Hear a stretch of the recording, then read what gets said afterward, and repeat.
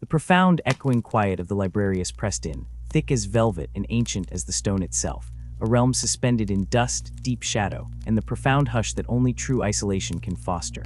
Pale, probing shafts of light, wan and almost hesitant, angled down from impossibly high, narrow windows far above, cutting through the eternal twilight to limn the edges of endless shelves that marched away into the gloom. These feeble sunbeams captured infinitesimal motes of dust, swirling silently in the dead air like forgotten stars adrift in a forgotten cosmos. Within this sepulchral stillness, Scribe Jarth moved, a wraith wrapped in the same hushed reverence this most sacred heart of the chapter's mighty fortress monastery demanded. This place was an enforced silence, forcibly extracted from the ever-present clamor of war preparation and distant battle drills that permeated the rest of the bastion, a dedicated repository, a vault not for gold or steel, but for the far more precious coin of knowledge, history, and the accumulated weight of millennia. And history breathed here, tangible and oppressive, stacked floor to dizzying ceiling on shelves that defied sight. Tomes thicker than a warrior's powerful forearm bound in cracked hide and tarnished metal rested beside scrolls curled tightly upon themselves, brittle and faded to the color of wind-blown autumn, leaves desperate to hold their secrets. Banks of jewel-like data crystals, facets catching the weak light in cold glitters, lined deep bays, ranked like unknown regiments ready for review.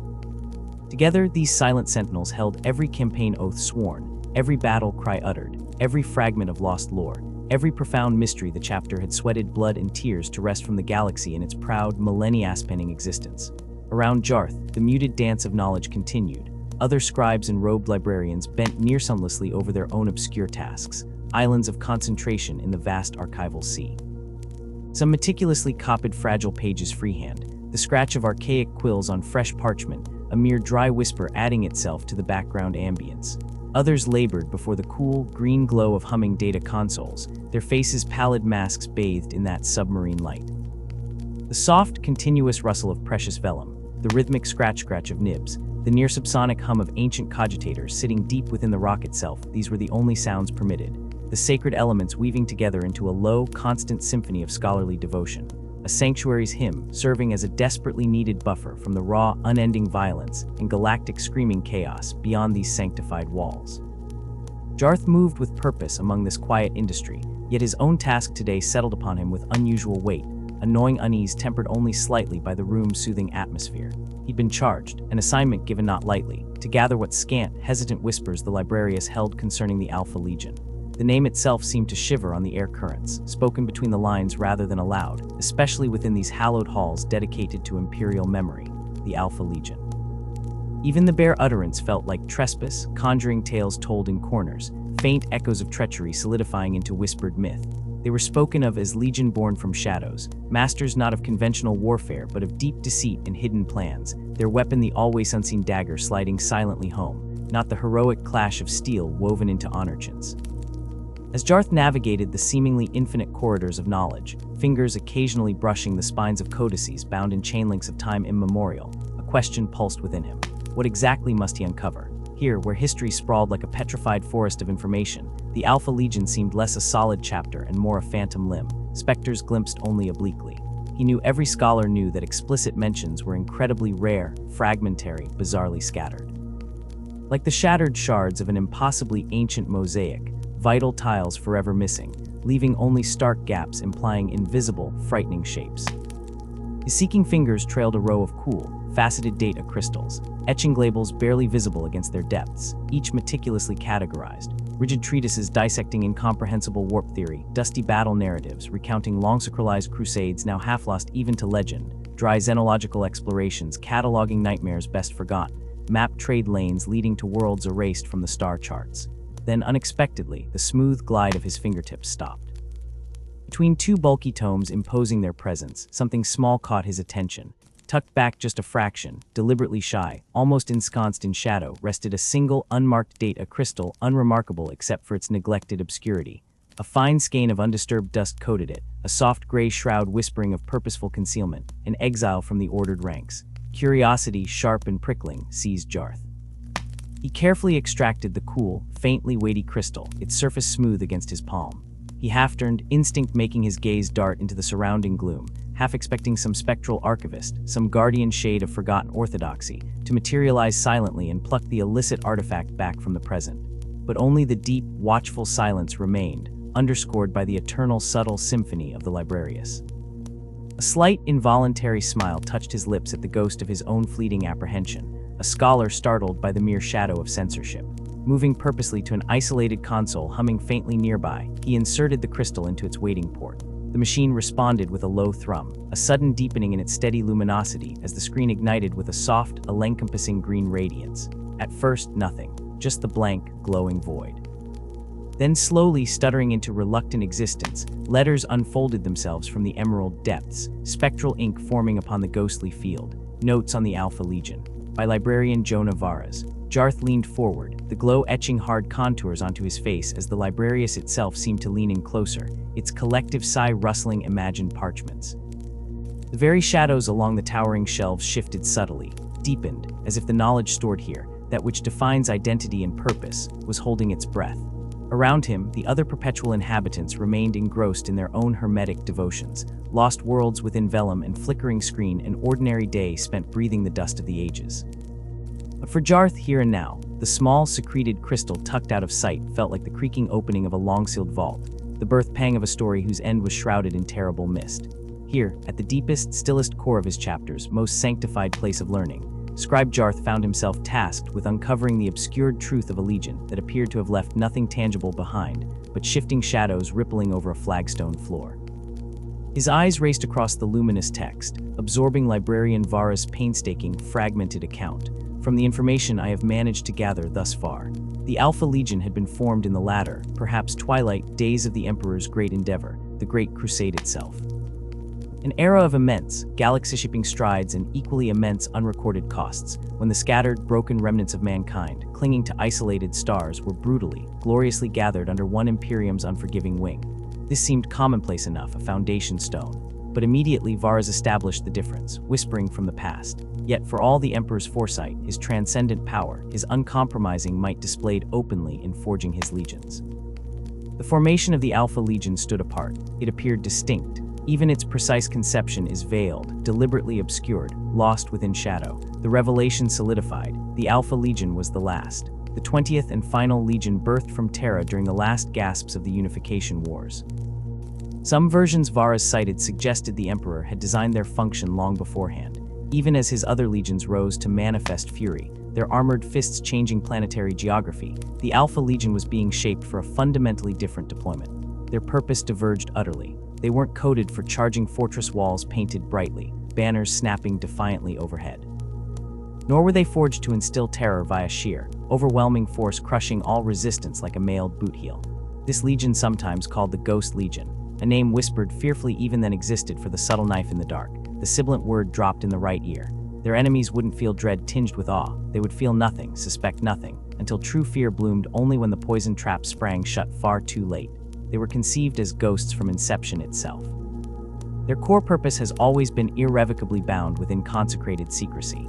This essential concealment, codified by Varas, offered the key to unlocking the current scarcity haunting Jarth. This necessarily explains the staggering difficulty in locating substantive references. Where brother legions congregated proudly beneath stark symbols, the Ultramarines' cobalt certainty, the Luna Wolves' swift, ruthless advance, the Alpha Legion rejected overt presentation. They were the Hydra. Many-headed, multifaceted, infinitely adaptable, enigmatic resilience etched into their genes. A creature one might sever a head from, only for another to strike from an unforeseen angle, seamlessly continuing the devious work. Twofold more dangerous. To any external observers scattered across the nascent Imperium, Varas wrote, it seemed the Alpha Legion's inscrutable destiny held no place alongside their brother warriors. They remained intrinsically distanced, held apart, isolated. Not ostracized by decree, perhaps, but by veiled purpose. Understanding their methods proved impossible. Comprehending their assignments generated outright suspicion. And this pervasive, unknown dread festered, seeds of doubt planted among their own kin, blossoming inevitably into corruption and worse as unchecked time marched on. Varas posited a chilling corollary. Indeed, whispers persisted that even the innermost sanctum of imperial power, the Senatorum Imperialis beating at the Emperor's feet upon Terra, was not inherently privy to the Ghost Legion's unspoken directives. Their existence demanded ignorance. The anomalies multiplied like tumors upon fragmented texts. While other legions swelled with hardened zealots drawn from entire subjugated worlds, eager recruits bolstering the Emperor's incredible expansion, the Alpha Legion remained unnaturally lean, rarely exceeding a scant few thousand warriors. Varus underscored the context. Before the post-heresy codification, such meager strength seemed dangerously diminutive, profoundly insufficient. Explanations slithered through rumors Terra's once-rich genipools were perhaps exhausted in the Legion's birthing century. Or darker murmurs hinted, a critical flaw deep within their genocide, a fundamental corruption woven into their transhuman design, imperfection deliberately not propagated, or perhaps their creation embodied an experiment too volatile, too dangerous to unleash upon the established legions. Absolute truth is likely dust blown away on the winds of the heresy, Varus conceded. Yet deep within the Librarius, one persistent theory endured, a spectral sibilance refusing to be silenced by history's relentless entropy, strategic preservation. This chilling concept asserted that the Hidden Legion was destined for missions beyond declared warfare. They existed to preserve stability and the Emperor's unyielding vision through hidden, specialized means. Varus recounted deeper whispers still. The Alpha Legion might have originated as an experimental formation, their compact structure and obscured existence a necessary prototype.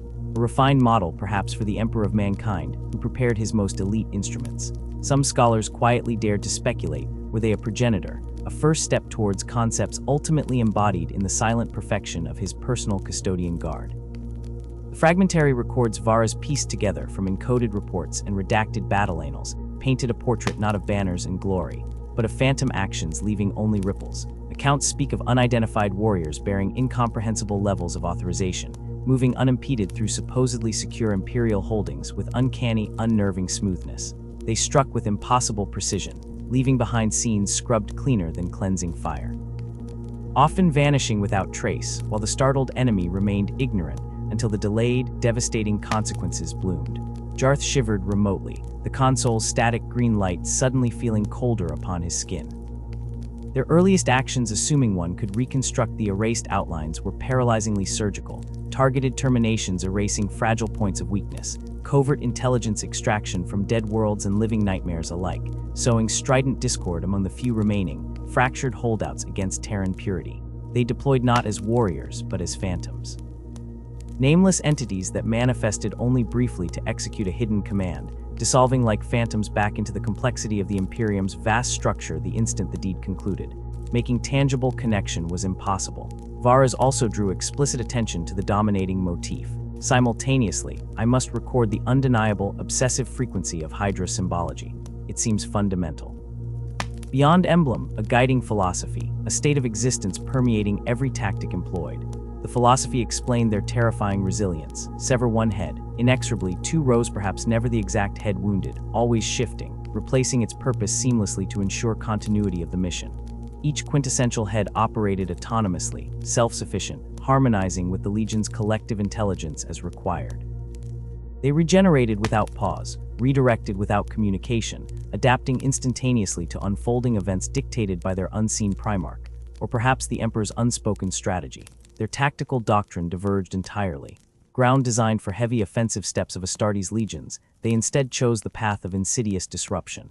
Propaganda poisoning acted as their munitions. Misinformation confusing allies and enemies alike became their after-action reports.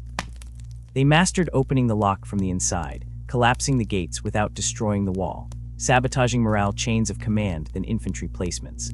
Physical violence only came detached, delivered beneath notice when the target trembled at its maximum vulnerability. Jarth lingered on Varus' stark phrases, feeling the cold certainty of brutal comprehension bleed into his bones. There was something profoundly unsettling, yet unnervingly impressive, awe-coiled with visceral dread, in contemplating a legion engineered exclusively for permanence in absence. To never be seen until being seen inevitably meant death. Crafted to slip through shadows like smoke through bulkhead seals, twist unseen, where comrades clad in visible plate clattered blindly into prepared death traps. His eyes rose unwillingly from the screen's luminous rectangle, drawn across the immense, shadow-filled chamber by the towering shelves dense with accumulated history. Beneath the monumental silence, the essential presence of everything gone before weighed upon him like atmospheric pressure. He sensed the ghosts of countless vanished scholars wrestling over these same hushed enigmas down the millennia. And amidst that palpable legacy, amidst Varus' desperate puzzle work reconstructing the Alpha Legion's nebulous footsteps, this infinitesimal hesitant record, probably costing incalculable time, he perceived with shocking clarity just how profoundly ignorant he remained. The brutally monumental scale of the Great Crusade era yawned vast and incomprehensible, galaxy-spanning, epic-defining. Varus persevered, the notes continued relentlessly where Jarth felt his breath shallow, his pulse pounding against his eardrums as the screen shimmered. The following represents an account, fragmentary, outlining the sparse details uncovered concerning the Alpha Legion's engagements amidst the Great Crusade's turbulent currents, assembling splintered references, impacts outcome, perhaps gradually projects a silhouette, not clarity, an outline lost within deepening fog, unmistakable now. Definitive, the crusade blazed across the stars, humanity's tattered remnants forcibly knitted together beneath imperial truth, worlds newly pledged to Terra sparkled, countered swiftly by countless worlds steeped in rebellion, treacherous dynasties yielding only to extermination, vile Xenos tides consuming colony worlds, ancient hatreds fermented deep within imperial structure, political rivals wielding stolen agency, unnoticed. Malignant cults blooming unchecked beneath sanctioned governments, threats existing not upon battlefields, existing within the structure itself, micro-infections secreting beneath banners of compliance, poison-drenched campaigns, undermining the stability, the Emperor's monumental dream. While the bright legions marched proudly onward, the Alpha Legion disappeared from recorded history entirely. Decades passed without trace. Upon reappearance, sparse gaps within reports. Inexplicable victories attributed unpredictably, stray comments outlining distorted whispers scattered like dust, insurrection brewing within Astartes' command, Alpha Legion infiltrated unseen, extinguished infection brutally, from deep within, emerging tyrants suddenly lifeless, official reports excising truth entirely. They became the monstrously efficient ghost haunting every victory's aftermath. An abominable children's tale terrifying planetary governors in the quiet dark, whispers solidified over time, Ghost Legion, their specter unnerving because one could never locate it, shifting across every star system without ever physically traversing vast gulfs of interstellar space. Phantom sightings, legends persisting generations. Some chroniclers assured they bore Legion insignia, none at all, painting armor professionally anonymous. Others swore they adopted Legion's Astartes liveries, not their own, infiltrating loyalist formations as easily as passing through an open hatch. Jarth pictured the profound, essential terror taking root within the Legion commanders they supposedly stood beside, visiting insidious doubt upon clans of warriors built upon implicit faith, a fathering paranoia serving its masters who dwelt in endless shadow. Jareth's fingers traced the glowing text on the data slate, the cold light the only illumination in the silent archive chamber. These dry imperial logs, this chillingly dispassionate chronicle of the 20th Legion, were becoming a disturbing mirror reflecting an unfathomable darkness. It solidified the unsettling notion he'd encountered, that among the Emperor's earlier experiments, crafted for brutal, honorable warfare, the Alpha Legion stood utterly apart. Not champions guarding the light in the dark like his own brethren, the Legio Aertes, but artisans of deception. They were a black blade forged not for the frontal charge, but for the serpent's strike from the shadows, warriors who willingly discarded their true face to wear borrowed masks, to achieve victory through guile and subterfuge rather than towering might. The concept was profoundly alien, almost heretical in its deviation from the prevailing crusade ethos of unstoppable legionary might. Yet a chilling, undeniable logic seeped through the accounts. This was the galaxy-wide birth throes of the Imperium, humanity's grip on the stars terrifyingly precarious. Perhaps whispered a treacherous corner of Jareth's mind, perhaps in that crucible of fragile beginnings, there was a dreadful wisdom in forging a weapon honed for less direct arts, a legion adept at uprooting cancers within the Imperium's nascent body before they could fester, just as skilled at dissolving hidden threats as their brothers were at crushing armies in the field. For such clandestine butchery, such surgical terror, such a legion would be unique, invaluable. And though their records were deliberately sparse, fragmented echoes were deliberately expunged, the results screamed their effectiveness from the void silence. Insurrections quelled before the first rebel voxhail could crackle, conspiracies crushed, their tendrils severed before they could ensnare a single world. These ghost units, these whispers of identities unknown, were the Alpha Legion's shadow work. It lent a terrifying credence to the profound secrecy enveloping them, a secrecy so deep it muffled even the protests of commanders to imperial governors, their urgent requests dissolving into clipped, meaningless administrative non-replies that shut down inquiry like a slamming vault door. Some truths were simply too corrosive for common sight, a realization that settled cold in Jareth's gut. He pressed on, the logic of their origins coiling tighter, yet shadows deepened rather than receded. Not all foes could be vanquished with whispering knives and unseen strikes, however brutally effective. As the Great Crusade swelled, relentlessly claiming star systems in a blaze of glory, the necessity for visible, overwhelming strength became undeniable. Legions needed commanders arrayed in brilliant heraldry, banners unfurled to inspire awe and loyalty in the populations they brought to compliance, forces whose thunderous advance shattered enemy morale by its sheer, unambiguous presence. The Alpha Legion, masters of the hidden knife, were anathema to this vital spectacle. How could shadow inspire? Their very nature cloaked them in unsettling mystery, making them a dubious figurehead for any imperial campaign meant to rally hearts. And as the burgeoning Imperium matured, giving rise to specialized agencies dedicated to the bloodier arts of internal security, the Officio Assassinorum deploying elite, unseen killers, the Custodes, the Emperor's Golden Guard eternally vigilant, the nascent Securus Consensus weaving its own flickering intelligence, while the Alpha Legion's specific brand of shadow war began to seem less singular, perhaps even redundant. Was it the Imperium's evolution, the consolidation of covert arms under different hands, that forced the 20th to shift tactics? Had their unique, intricate talents for undetectable bloodshed suddenly been judged less essential by distant Terran bureaucrats? Or, as fragmented accounts and bitter whispers Jareth discovered suggested, was it their confounding independence, their slippery adaptability that twisted them into an uncontrollable thorn in the side of inflexible Crusade commanders, unused to warriors who convened their own shadowed councils instead of obeying open directives? The answer dissolved into obscurity, like their victims. Yet amidst the scattered and deliberately faded records, a definitive upheaval occurred, the arrival of their Primarch Alpharius. Jareth's breath hitched as the details coalesced. Alpharius Omegon had been the last son recovered, plucked from an unnamed, brutal reality long after the Crusade thundered across the stars. Such a moment should have ignited galaxy-spanning celebrations, parades dwarfing planets, endless ceremonies bathing Terra in light.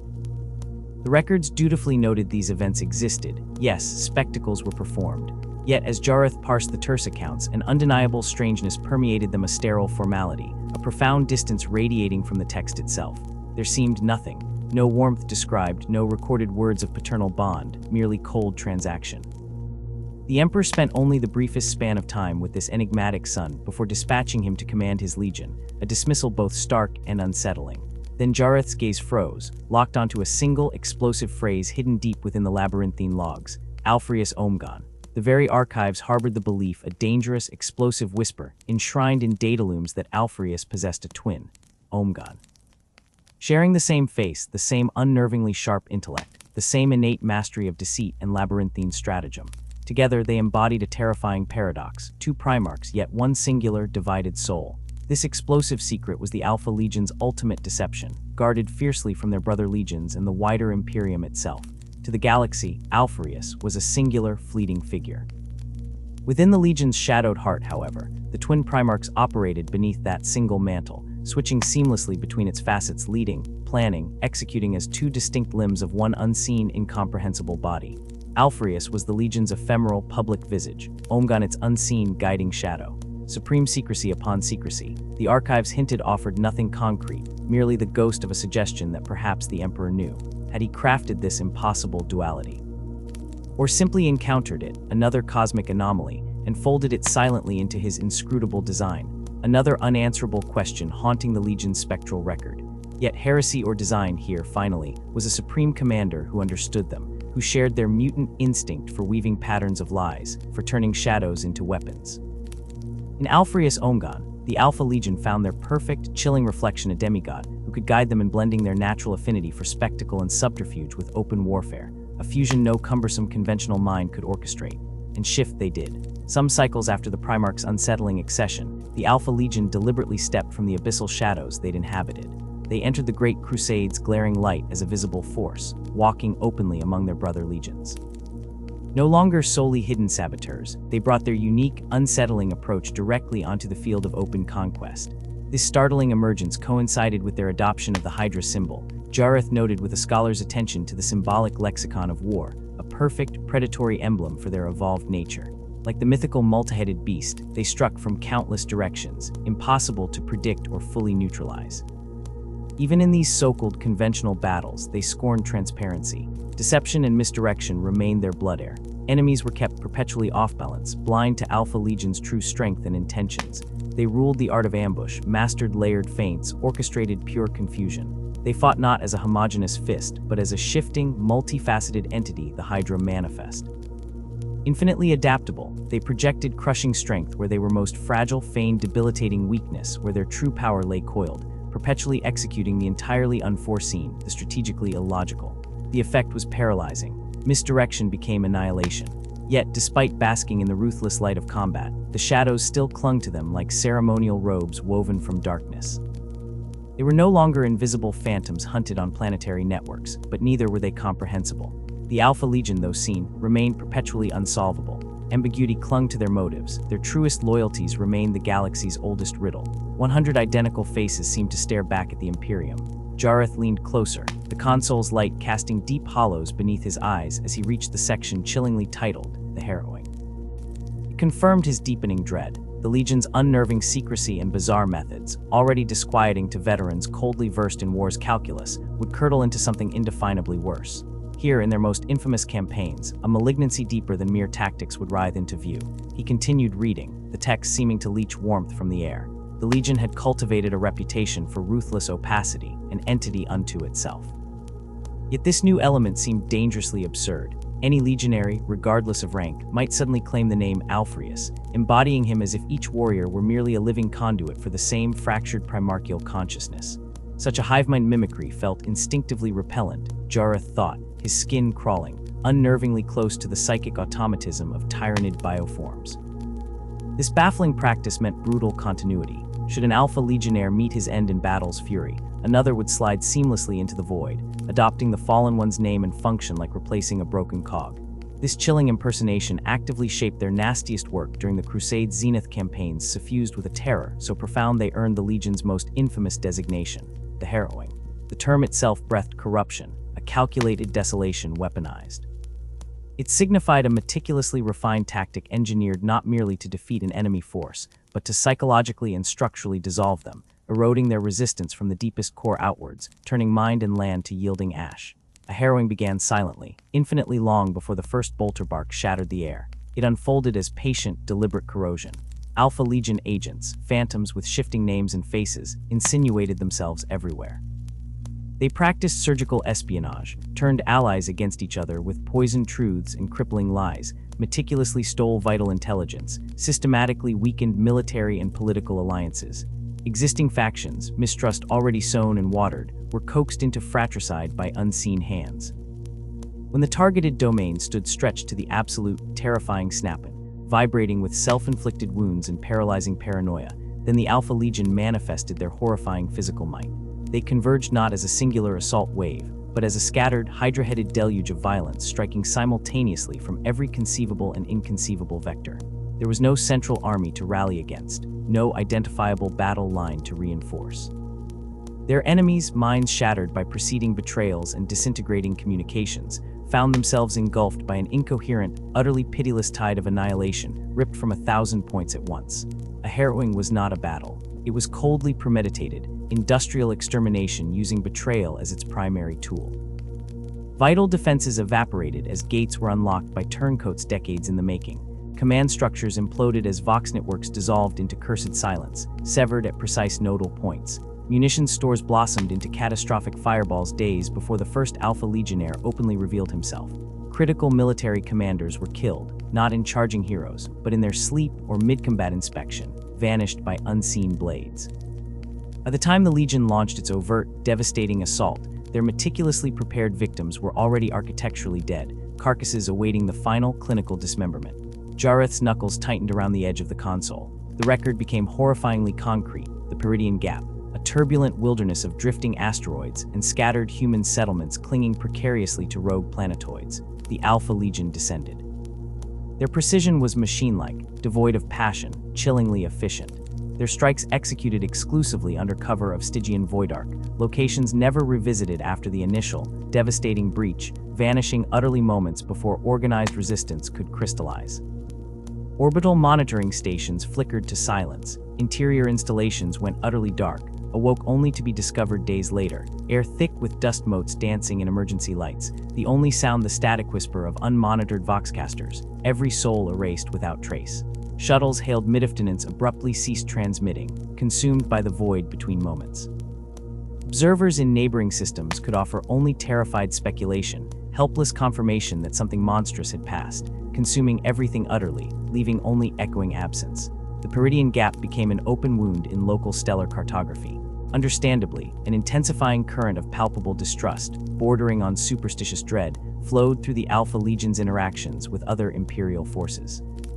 Where Shrike's supposedly stealthy Raven Guard operated to shield and protect their own with hidden swiftness, the Alpha Legion used infiltration solely to inflict maximum devastation with deliberate, sadistic cruelty, employing terror as the primary strategic weapon, an ethos fundamentally at odds with the Imperium's foundational principles glorifying martial honor.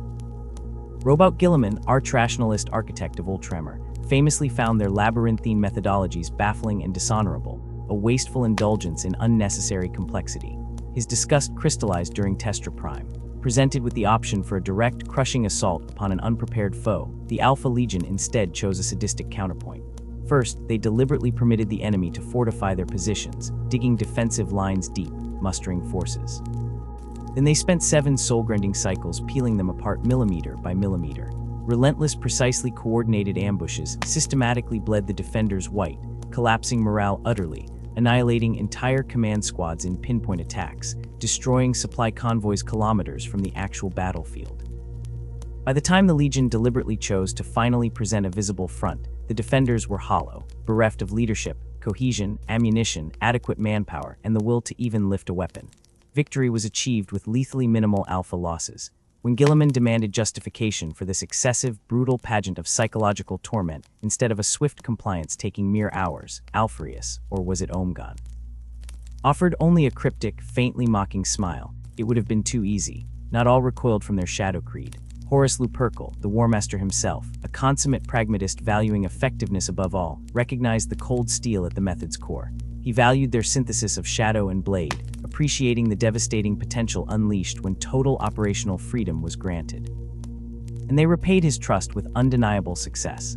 World after world folded without protracted conflict, rebellions strangled in their gestation, regional warlords toppled before their power solidified. They spoke fluency in the silent tongue of fear, wielding its potent syllables to isolate resistance before it became a voice, surgically rooting out those insufficiently committed to the imperial truth. Their forces reflected this shadow ecology, a deeply controversial assimilation. Alongside gen-enhanced legionnaires worked unmodified humans, rogue traders with precarious oaths, locals with obscure agendas, even heresy of heresies Xenotic mercenaries possessing uniquely useful abilities, all seamlessly integrated into the Legion's dark, complex web of influence. Beneath the undeniable success rankled a deeper, more corrosive impulse fostered over decades. Simply winning had become insufficient, a banal outcome beneath their cultivated artistry. They possessed an overwhelming need to dismantle, to unmake. It was as if the Alpha Legion craved constant, visible proof of their absolute mastery, not just over foes, but over the fundamental nature of warfare itself. The simplicity of conventional Imperial compliance offered no satisfying intellectual puzzle, no outlet for their intricate drives. Their preferred algorithm demanded reducing the opposition to utter despair, demonstrating the crushing futility of resistance through the orchestrated symphony of shadow, betrayal, and imposed, devastating silence. As the Great Crusade waned, its momentum slowing against the galaxy's mounting resistance, their established methodologies mutated, spiraling into something profoundly alarming. Reports became distilled dread and almost playful detachment dominated actions, bordering on a decadent reveling in the stark mastery of annihilation itself. Their elaborate tactical geometries grew increasingly needlessly complex, infused with a chilling malevolence that seemed actively removed from the broader strategic aims serving the Imperium. It felt like warfare evolving into grotesque display art, painted in continents of blood. Jareth paused, the cold sweat beading on his brow now unrelated to the chamber's ambient temperature saturating the quiet. He instinctively glanced over his shoulder, half expecting to perceive one of their endlessly replicating phantoms standing silently behind him. Alpharius. Omegon. The designation felt disturbingly interchangeable, an impossible duality manifesting a single, profound threat. His hand hovered, trembling almost imperceptibly above the console's advanced toggle. Below lay the documented terminal precipice. The heresy turned, steeling himself, the nausea returning in a sour wave. He activated the control and forced his eyes back to the malevolent text stream. The record detailed the moment exactly 2 Terran years prior to the heresy's eruption.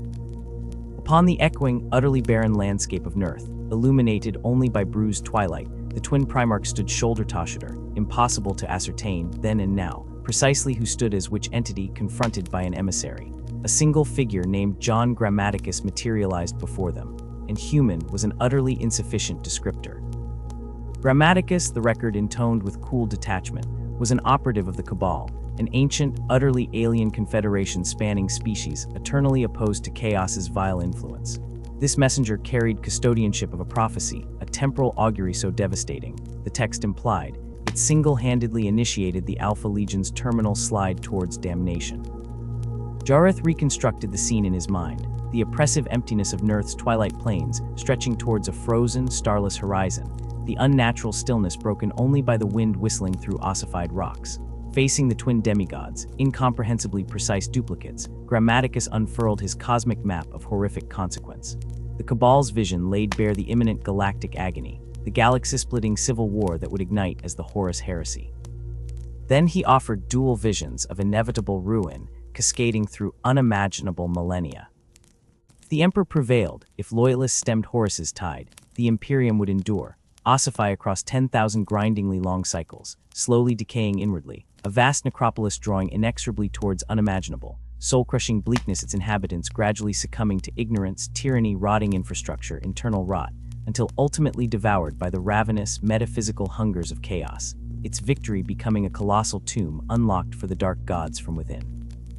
Utter inevitable damnation disguised as survival, Horus's victory conversely offered annihilation, brutal, cleansing, total purging scales of galactic suffering. Humanity itself would burn to ashes, swept away forever, but in that terrifying immolation, chaos would suffer its true death. Amplified, fatally addicted to humanity's collective psychic torment, engorged on its endless cycles of war and cruelty, the ruinous powers would starve, their inconceivable being violently severed from the psychic nourishment derived from human souls. Without the catalyst of human emotion and suffering, chaos would rapidly collapse inward upon its own impossible contradictions, its chaotic nature unable to sustain coherence. Universal entropy would perhaps claim the cosmos eventually. True, the Cabal admitted this, but chaos would plunge forever into profound darkness first. Facing this impossible dichotomy, guaranteed eternal decay under a loyalist imperium achieving Pyrrhic victory, or instantaneous mimetic genocide, ensuring end time for chaos via traitor annihilation, Alpharius and Omegon subjected the prophecy to remorseless logic. They weighed vast millennia of decay beneath a rotting imperial banner against the clean, vicious extinction, eliminating their species, greatest predator forever. They arrived at their station among the traitor legions, harboring the calm certainty of surgeons, prepared to dismantle a limb corrupted by incurable chaos cancer, excising the corrupted limb, forever to halt the malignancy consuming the wider body of reality. Here the final poison barb stung Jareth, the chilling suspicion whispered unspoken but deafeningly obvious in the fleeting text. Alpharius Omegon secretly believed even the glorious emperor himself, rationally presented this impossible scale by the hated enemy, might choose to sacrifice his life, his dream, humanity itself, if it meant ending chaos absolutely. The ultimate necessary sacrifice. The inexorable, horrific logic of the 20th Legion had reached its terminal, damning conclusion. This was where they chose their intricate, paradoxical path leading towards the Eye of Terror. The chill that crept through Jareth's bones as he pored over the archives wasn't merely the cool air of the silent chamber. It was the spectral cold radiating from the words themselves, seeping into him from the terrible, knotted logic of the Alpha Legion's choice. They had stared into an abyss few could comprehend, gazing at the unspeakable horror of nascent chaos rising on the galactic tide and obliterating the Emperor's hard-won peace. And there, in that stark, horrifying calculus, a devastating paradox blossomed with the cruel elegance of a poisonous flower. To remain loyal, truly loyal to the Emperor's grand vision, demanded the most profound betrayal imaginable. Supporting Horus in his rebellion was not an act of defiance, but of preservation. They reasoned with a devastating, icy certainty that must have chilled even their twin Primarchs, Alpharius and Omegon, that only by aiding heresy, by plunging the galaxy into unprecedented chaos, could they ultimately break chaos itself. Utter chaos now was the necessary poison to purge a far greater, eternal corruption later. Thus, with monumental, soul-crushing reluctance, the XXDH Legion turned from the Emperor's light, the decision a secret, sacred burden carried only by Alpharius and Omegon, yet casting an inky, consuming shadow across the galaxy already reeling into darkness. This was Jareth's profound chill, settling deeper the realization that beneath the label of traitor lay a perverse nobility.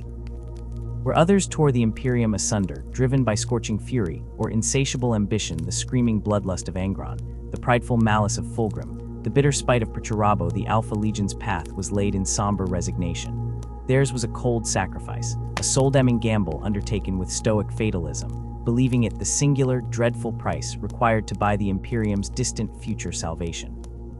They accepted damnation willingly, climbed willingly onto the pyre labeled traitor, all for the faint, desperate hope that from the ashes of this self-immolation, the Imperium would ultimately rise purged and victorious. The cruel cosmic jest lay in the immediate consequence. The path they chose to destroy the dark drew them inextricably closer to it. This was the double-edged paradox that clung to them like a cursed mantle, an inescapable shadow, forever defining their existence. So they marched under the banner of Horus Lupercal, not with the triumphant roars of rebels, but with the battle cry that cut Jareth like a shard of ice. For the Emperor, to the Sons of Dorne, the Ultramarines battling for survival, the survivors fleeing Istvan V, it must have rung as the most obscene mockery, a taunt spat by monsters. Yet within the implacable hearts of the Alpha Legionnaires, it was a twisted affirmation, the pure, unbroken core of their purpose laid bare in the only way they dared. They saw themselves, each warrior, each operative in the endless labyrinth of plots, as secret loyalists enduring the crushing weight of ultimate betrayal as the only effective disguise. Their devotion to the eternal throne wasn't discarded. It was buried deep within the folds of treachery, an isotope of purity shielded by a shell of heresy. Their methods, the intricate labyrinth of shadows, the implacable knife thrusts of assassination and sabotage, the merciless efficiency that harvested lives like wheat, all served this unspeakable, unknowable purpose. Yet underlying Jareth's absorption in the words was the chilling counterpoint. What if their prophecy was flawed? What dark sophistry had they followed? Such a wrong turn would not merely damn them. It would etch their legacy in the blood of a galactic catastrophe. The console's faint glow stroked Jareth's pale face as the record plunged deeper. The verdict came swiftly upon the outbreak of the heresy. Istvan V, the infamous dropsite massacre, conceived by Horus as a decisive crushing of opposition, promising loyalist legions descended upon the fire-blasted planet to deliver righteous retribution. The second wave, specifically, arrived hailed as Salvation legions thought staunchly loyal to the Emperor sailing to reinforce Dorne's beleaguered vanguard against Horus. Rogal Dorne himself, steeped in Brotherhood's iron faith, trusting utterly in the solemn oaths of the legions he commanded, expected the banners of Ferrus Manus' Iron Hands, Vulcan's Salamanders, and Corax's Raven Guard sailing with him, joined now by the newly arrived reinforcements. For a brutal, suspended moment, it seemed the tide was turning back towards the Emperor, then the horrifying pivot. At the crucial juncture, the Alpha Legion, arrived as part of that treacherous second wave alongside word-bearers and the Night Lords, shed their guise of salvation. Whispers later swirled, sharp and insistent, implicating Alpharius personally in weaving the intricate trap, his network of spies a death trap meticulously set long before. They turned on their brothers with orchestrated, chilling precision. It wasn't berserk frenzy, it was an application of murderous mathematics. Their forces operated as a single, perfectly coordinated organism, shifting from feints and misdirection to sudden, overwhelming assaults, each movement dictated by a hidden calculus of chaos and destruction. The alchemical blend of sly subterfuge and overwhelming violence tore through the loyalist ranks at the critical moment. That trust Rogal Dorne placed, his very faith in the unity of the legions forged in the fires of the Great Crusade, became the unwitting chemical reagent that guaranteed the trap's horrifying success. Within hours under that hellish Istvanian sky, the unified loyalist position had become a nightmare of splintered fragments. Ferrus Manus lay dead by Fulgrim's hand, a brother's betrayal deeper than any battlefield defeat. Vulcan vanished amidst the ash and fury, swallowed by the rending conflict. Corax, grievously wounded perhaps more in spirit than flesh, escaped only by inhuman will and desperation. The shattered remnants, those survivors who clawed their way out, earning the mournful epithet, the Shattered Legions, were hounded relentlessly across the brutal landscape for months, harried by traitor forces among whom the Alpha Legion featured prominently. Yet the slaughter at Istvan V was merely a prelude, the opening act in a strategy built solely on manipulation and subversion.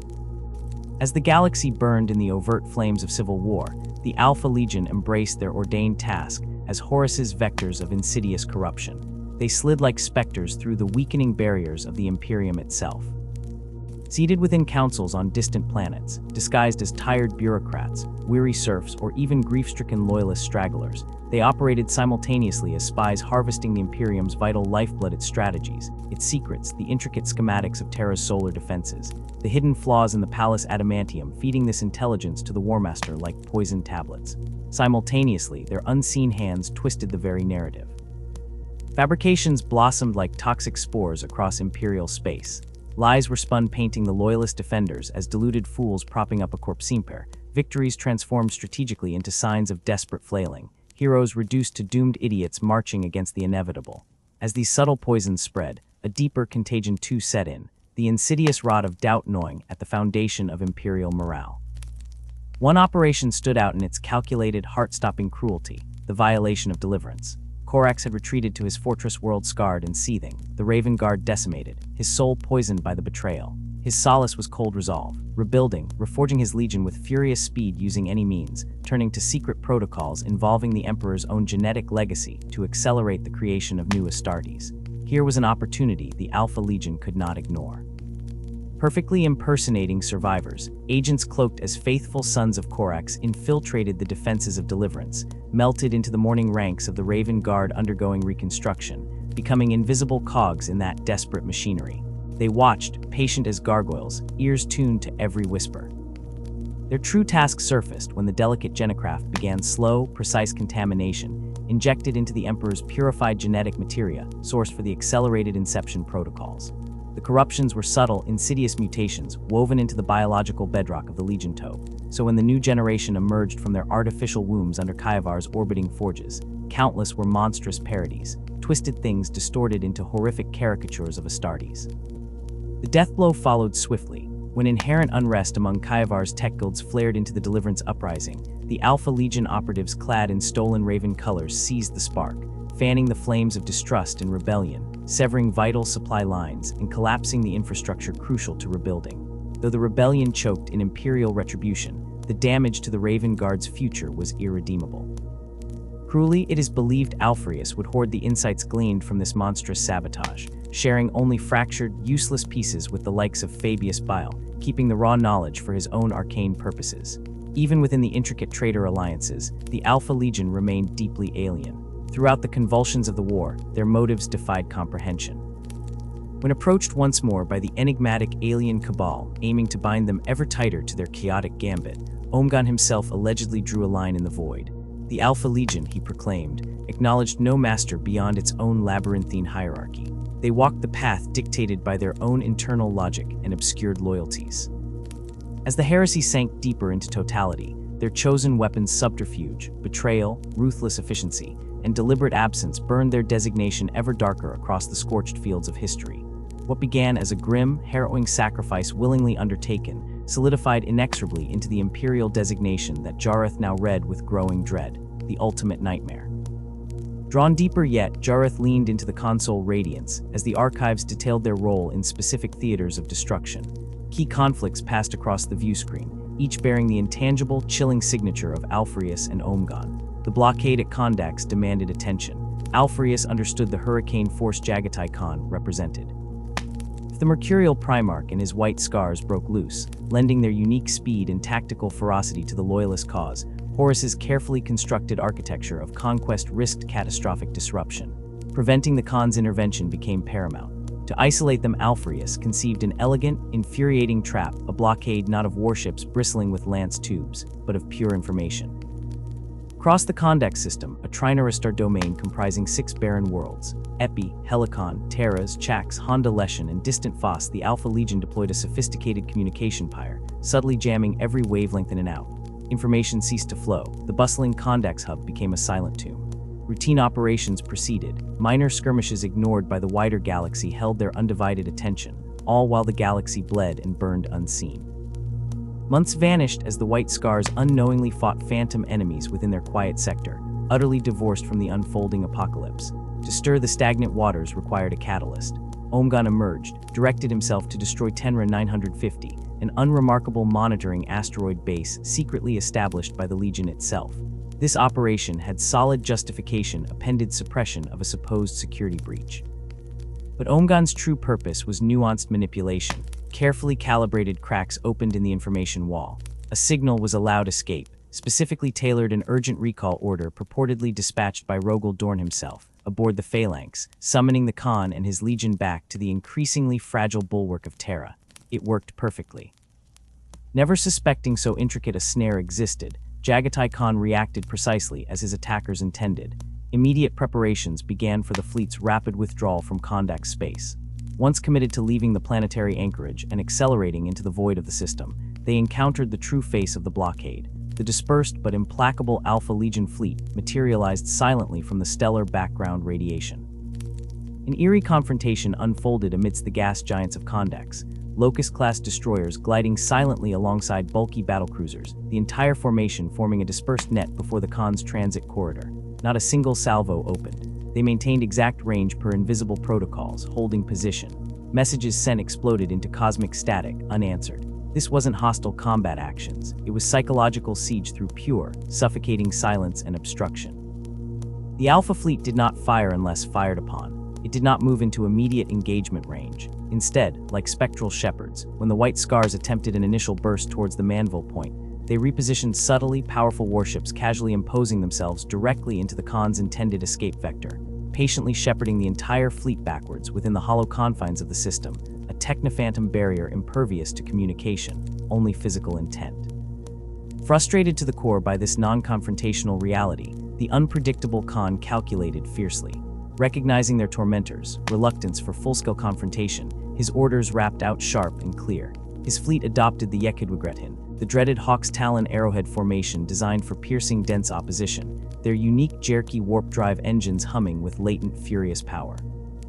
In a stunning burst of acceleration, faster than any calculation the Alpha Command antenna anticipated, they rammed forth, shredding antenna arrays and scattering picket ships bored from the blockade net appearing almost casually.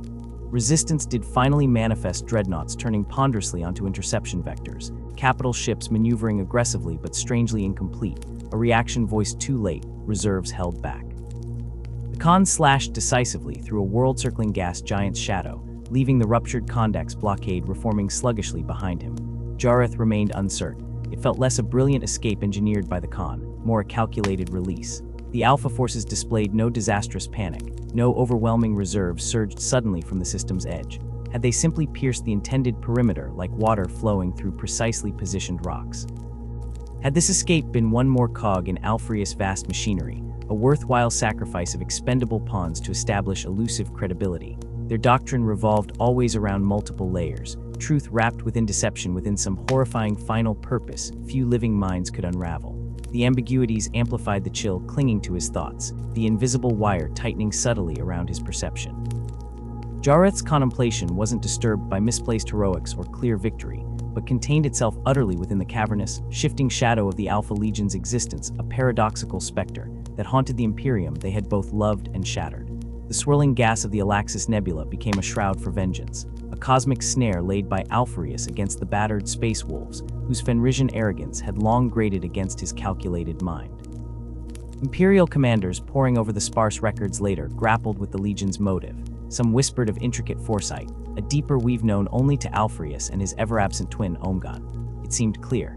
After the brutal grinding campaign against the space wolves on Prospero, a costly operation forced upon Lemon Russ by imperial decree to chastise Magnus the Red Sorcerers, the wolves were licking deep wounds, their fleet seeking shelter in the nebula's deceptive embrace. Their diminished state screamed opportunity. Horus himself had tasked the Alpha Legion with their destruction, seeking to deprive the throne world of Russ's ferocity at Terra. But Alpharius needed no urging. The long-simmering contempt he held for Russ, who openly mocked the Alpha Legion's shadow work, their subtlety-branded cowardice next to the wolves' roaring, headlong savagery, made this a personal bounty. The Alaxis was perfect for slaughter. Dense nebulae, treacherous and concealing asteroid belts, a labyrinth tailored to the Alpha Legion's art of war, allowing them to ghost through sensor haze, striking and vanishing like phantoms, their entire armada melting into the stellar murk only to coalesce again, guns blazing from unexpected vectors. Surrounded, harried ceaselessly, the space wolves reeled. Russ, a tempest bound by despair and exhaustion from relentless war, withdrew to his chambers aboard Hrafkal, leaving the seemingly unwinnable defense to his loyal first captain, Gunnar Gunhild. Even their legendary toughness frayed under this constricting, relentless assault. Their courage, a beacon across 1,000 worlds, began to dim under the pressure, battle brothers falling to picayune strikes from unseen killers. Hope flickered only when Russ sent a desperate astropathic plea, aimed squarely at Jagatai Khan, and his white scars still smarting from engagements elsewhere. But Alpharius, ever the arch-strategist, had foreseen this play. His agents had already sown the void with false whispers, subtly poisoning the wellspring of trust, hinting darkly that the space wolves themselves might have turned. When Russ's distress cry crackled into Jagatai's voxnet, the Khan hesitated, the insidious doubt Alphas had planted flourishing within him. loyalty divided, unable to risk aiding potential traitor wolves who might stab him in the flank. Jagatai held his fleet back, paralyzing potential salvation on a thread of deceit. Isolated, adrift in betrayal, the wolves fought alone. Emboldened, the Alpha Legion pressed the blade deeper. Boarding actions, precision strikes against critical systems, chaos spreading like infection through the Fenrisian fleet. Then Alpharius moved, personally leading his elite Lernian Terminators in a sudden assault upon the flagship Hrafikal itself. Cloaked in the quiet storm of battle, Alpharius advanced, stepping onto the bridge in unspoken challenge. One fractured account alone speaks of the duel that followed, whispered to be a silence shattered only by the chime of blade on blade and the sickening crackle of ceramite sundering. For Lemon Russ, bloodlust surged. Here was a traitor in the flesh, the architect of this torment, a target for his bitter grief over lost warriors and violated bonds. He roared his fury into the confined space, every blow fueled by pheromonal rage. Yet for Alpharius, it transcended Horus's demands. This was vindication against the brother who had scorned his methods, the crude wolf forced to face the serpent's perfection in a crucible of his own making. Their clashed wills and weapons created a microcosm of their philosophies, metal shrieking defiance in the shadowed heart of Russ' ship. Salvation arrived not from the scars, but from unforeseen quarters. The Dark Angels, answering the same distress signal, erupted into the fray, their fleet cutting a resolute swath through the nebula. Their Primarch Lion Eljonson remained distant, but their formidable leader, Stenkef Chimera, unleashed their combined might alongside the desperate wolves. The Alpha Legion's edge, predicated on isolation and stealth, crumbled under this fresh, disciplined onslaught. Outmaneuvered and outgunned, Alpharius commanded the retreat, slipping his forces back into the nebula's cover, leaving the space wolves shattered but alive, a bitter taste perhaps fouler in their mouths than annihilation. As the heresy's final hour drew nigh, the Alpha Legion, masters of evasion and deception, prepared for their crowning gambit. Having danced in the Imperium's blind spots for years, they turned toward the heart of the crumbling domains, the solar system. Their target was vital, terrifyingly so the astropathic relay nestled on Hydra, Pluto's moon, a keystone in the psychic network binding the Emperor's realm. Sever this, and Terra's defenders would be deaf and blind, severed from reinforcements of the Loyalist legions scattered across the stars. Hydra's silence meant Terra's doom. Alpharius led this apogee of deception personally, his Lernians a shadow within shadows, slipping through Pluto's formidable cordons undetected, wraiths gliding through the umbral stretch. Yet the Imperium was not wholly unseeing. Rogel Dorn, Praetorian of Terra, embodied the wall itself, and his vigilance was embodied in Archamus, master of the Huskarls, a mind reliquary for Dorn's strategic brilliance. Through long, acidulous study of Alpha Legion tactics, Archamus deduced their ultimate objective, the Hydra node. Where Alpharius moved unseen, Archamus prepared the shield. He gathered a potent strike force. The Huskarls' honed blades and fists hardened into unyielding stone and set course to intercept the serpent coiling around Pluto. The battlefield coalesced in the frigid dark near Hydra, sudden, savage clashes rippling across the void, boarding pods slamming home in spumes of frozen gas, corridors running rich with blood and cordite. Alpharius unleashed his intricate ambushes, labyrinths of carnage unfolding within starship hulls, a savant conducting slaughter.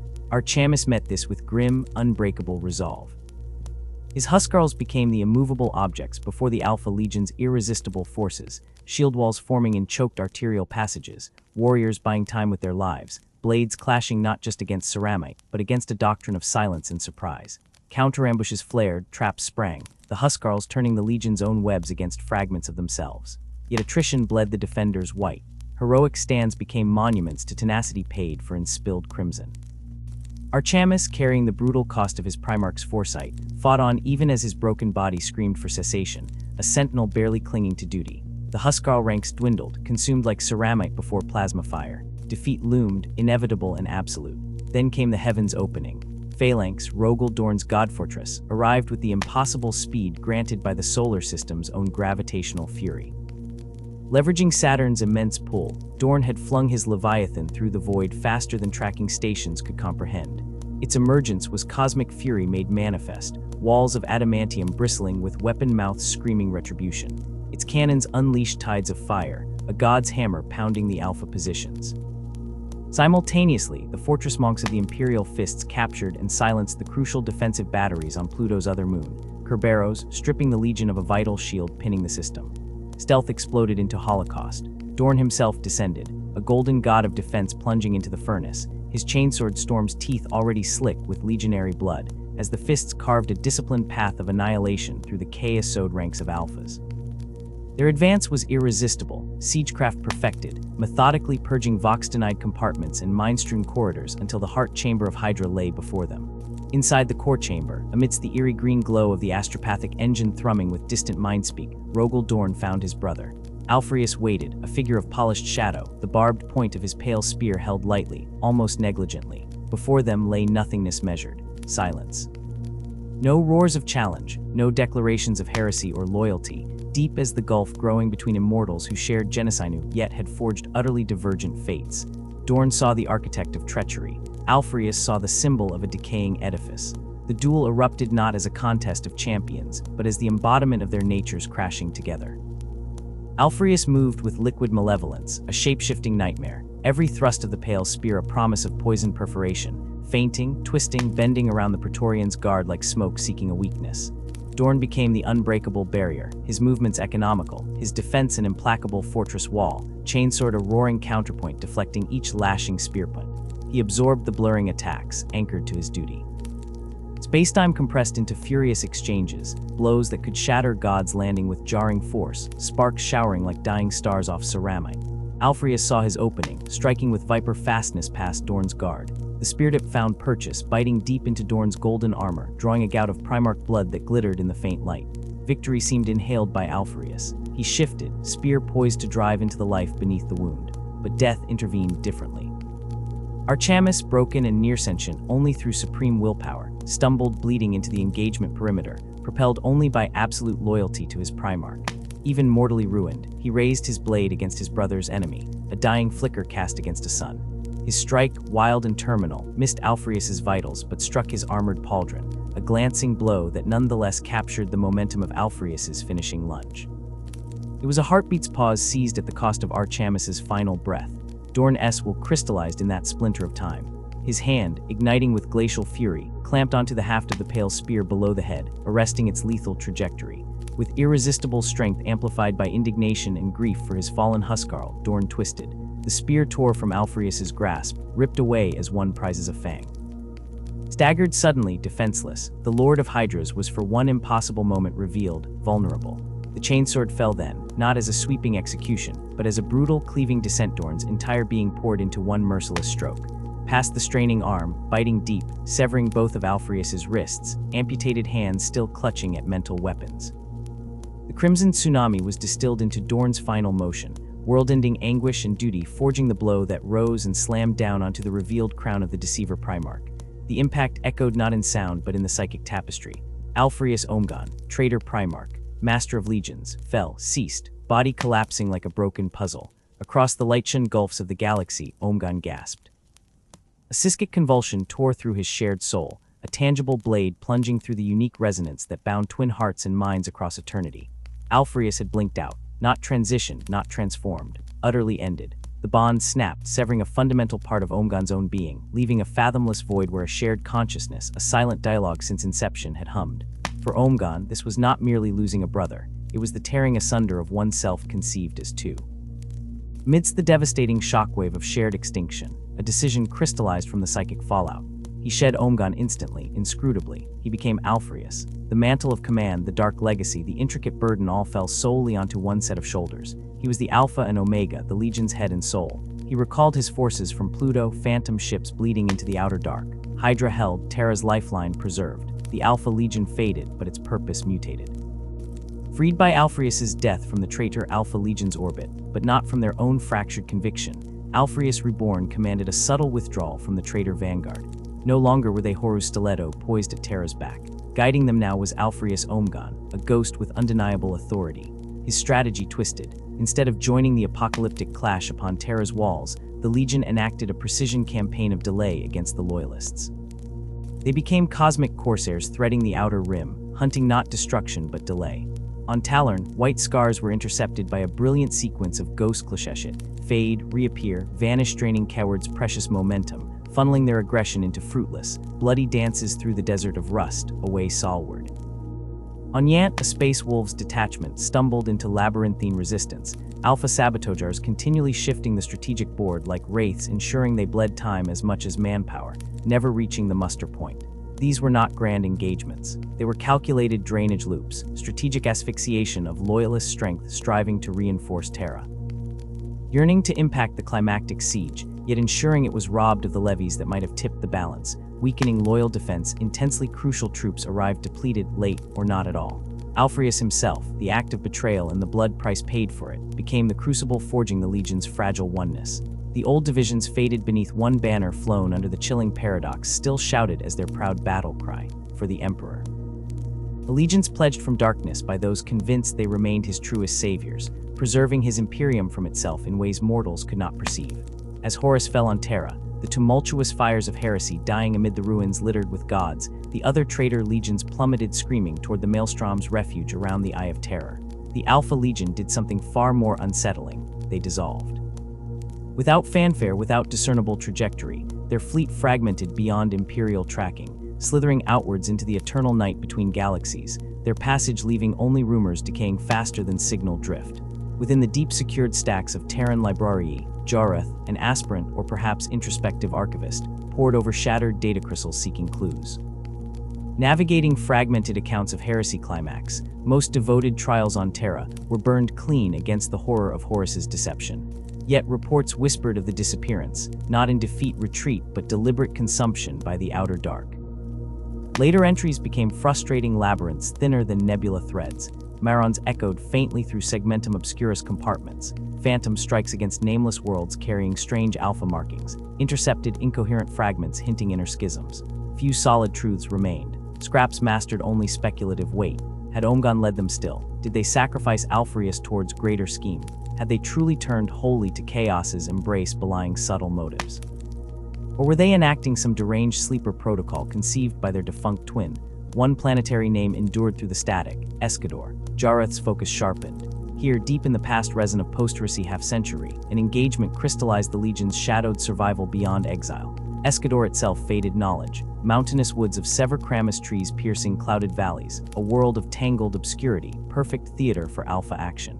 Who commanded them there?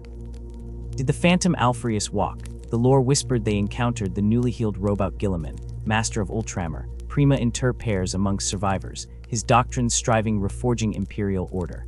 The Legion Pyrrhican seized Escador's tail, only calibrated their eerie presence, truly deadly yet fraying profoundly at peripheral threads. Jareth continued downstacking the recovered bites onto bare marble plinth, the grayness descending as truly as imperial blaxili mentions crept forward, fear enduring shadow-like. The Alpha Legion moved as shadows and whispers, striking from confounding angles that defied imperial logic, ambushing ultramarine patrols, and littering their pursuit routes with vicious traps, their guerrilla tactics as fluid and unpredictable as they had ever been. Guilliman, by stark contrast, commanded forces renowned for their structured precision, a methodical approach that stood as an unyielding bastion of predictability and order. Alpharius, steeped in every known historical account of Guilliman's strategies, prepared meticulously for the encounter, yet this deep familiarity forged an initial stalemate, each commander anticipating the other's classic maneuvers like players locked in a game of regicide where both foresee the opening gambits. Guilliman, ever the adaptable strategist, knew the Alpha Legion feasted on exploiting expectations. So he shattered the mold, abandoning the doctrines of Ultramar in a stunning reversal, personally leading his warriors in a thunderous, unsupported night assault that tore deep into the Alpha Legion's fortified heart. It was a gambit of breathtaking audacity, one Alpharius had not predicted, gambling on Guilliman adhering to his own orthodoxy. Soon the Ultramarines drove the Alpha Legion into a tightening valley, outnumbering them 5-1, a seemingly inescapable trap. It was here, beneath the looming crags, that Guilliman struck down Alpharius, or perhaps it was Omegon. Even the chroniclers whisper, no soul truly knows which Primarch stood before Guilliman that night, his identity a final deception. Yet in death, as ever in their convoluted lives, the Alpha Legion did not yield to despair. When the keen across their encrypted vox channels carried the grievous news of their Primarch's fall, the Legion did not fracture. Instead, a collective resolve hardened into something terrifying. They unleashed a counterattack of such ferocious, reckless abandon that it washed over Guilliman's disciplined lines like a pyroclastic flow. The Ultramarines, masters of calculated war, recoiled before this berserk fury. Faced with annihilation through raw, sacrificial fervor, Guilliman made the grim calculus, ordering an orbital bombardment that peeled back the skin of Escador. Mountain valleys ignited under the relentless fury of macrocannon fire, plasma and high-yield explosives turning rock to slag. Entire cohorts of Alpha Legion within the valley were immolated, their defiance swallowed by atomic fire. But the slaughter was not the end. Fathom the impossible. The crushing blow that should have shattered them did not extinguish the Hydra. The fall of their Primarch seemed not to cripple the Alpha Legion, but to energize them with an iron will. Where Guilliman had anticipated collapse, the Legion instead fragmented with chilling precision into countless autonomous warbands, each cell operating under unseen commanders, yet wielding the discipline and lethality of an army. They dispersed like the writhing heads of their own terrible emblem, vanishing into the galactic void, each warband an entity unto itself. These splintered factions established hidden bastions in the cold darkness of forgotten asteroid fields, amidst the clattering ruins of derelict space hulks drifting between systems, and upon barren, airless rocks devoid of strategic worthworlds too desolate, too unimportant, for even the Imperium's paranoid gaze to linger. From these forsaken lairs, draped in the shadow of non-existence, they orchestrated their campaigns. Raids flared against vulnerable supply lines. Rebellions bloomed on unsuspecting Imperial worlds like malignant flowers fed on whispered conspiracies. The Alpha Legion were not merely warriors anymore, they were puppeteers of chaos. Through networks of sleeper agents and encoded signals, they nurtured insurrections, guiding nascent chaos cults towards eruption, drawing overextended Imperial forces into costly suppression campaigns that served only as honeyed traps. Whole sectors descended into fire and anarchy, entire populations turned into raging fanatics by invisible hands.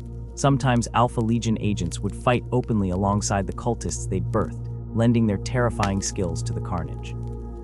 Often, however, they would withdraw mere moments before the hammer fell, leaving the mortal insurgents to the mercy of the Imperial Guard or the purging flame of Space Marines. The Imperium, particularly the tireless hunters of the Ordo Malleus and Ordo Hereticus, devoted colossal resource warships, regiments, squads of Grey Knightstow rooting out these scattered nests. Yet every victory proved hollow. For every warband immolated or base uncovered, intelligence suggested two more stirring from their cloaked sanctuaries, their very existence announced only by the brutality of their next strike. The High Lords on Terra would proclaim again and again that the Alpha Legion was ended, that the Hydra was decapitated at last. Yet inevitably, fresh whispers would surface, new rebellions erupted, betraying the same insidious fingerprints. Surgical strikes at key infrastructure, perfectly executed ambushes on inquisitorial convoys, riots sparked by deeply buried triggers no Arbites could foresee. The terror of the Alpha Legion became a living texture, woven darkly into the Imperium's daily existence, a nightmare of impermanence and perpetual, half-seen threat. What set the Alpha Legion apart from their traitor kin, the gaze unwavering into the abyss as practiced by the Word-bearers or the plague-ridden flesh of the Death Guard, was their stubborn distance from the warp. They did not rely on demonic pacts or cursed blessings for their strengths. Their ranks remained relatively free of mutation. Their ships were vessels of cold steel and void-hardened plasteel, navigating the desolate sea of real space, far from the corrupting tides within the warp. This avoidance thrilled observers like cryptic poetry. Was it evidence of a furtive loyalty still smoldering, a refusal to surrender wholesale to the gods of chaos? Or was it the ultimate expression of hubris, the belief that the Legion alone held the secret formula for humanity's survival and ascendance? Yet whether they knelt before the ruinous powers or clung to a self-deified echo of the Emperor's purpose, their actions screamed chaos. Regardless of allegiance, the Legion remained frustratingly elusive, a serpent coiling beneath the surface of reality. Each warband operated with savage independence under its own shrouded leader, yet reports spoke of coordination incredibly precise, suggesting they remained subtly bound to some overarching design no outsider could divine. Some cells whispered of loyalty, viewing their violence as an unspoken service to the Emperor's obscured will. Others embraced the totality of rebellion, reveling in the freedom to remake the cosmos without restraint. This irreconcilable ambiguity was their keenest knife. Were they enemy or ally, terrorists enacting grim necessity or the purest expression of treachery?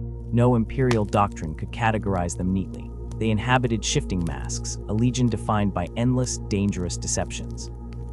The archives groaned with instances of their strategic cruelty, their psychological savagery. Yet paging through those reams of horror after calculated horror brought no true understanding, no clarifying pattern. Every confrontation with the Alpha Legion left Imperial commanders reeling, questioning the essential nature of their foe long after blades were sheathed. The doubt festering within Imperial war councils was the Legion's true corrosive heritage. Thus the Alpha Legion persisted, a constant shadow draped across even Terra's fiery ambition, an eternal revenant reminding humanity that loyalty could twist into betrayal, so profound the two became inseparable. a phantom bound not directly to chaos gods or a living Primarch, but to the testament of a fallen father and an occult mission inscribed in their genicode.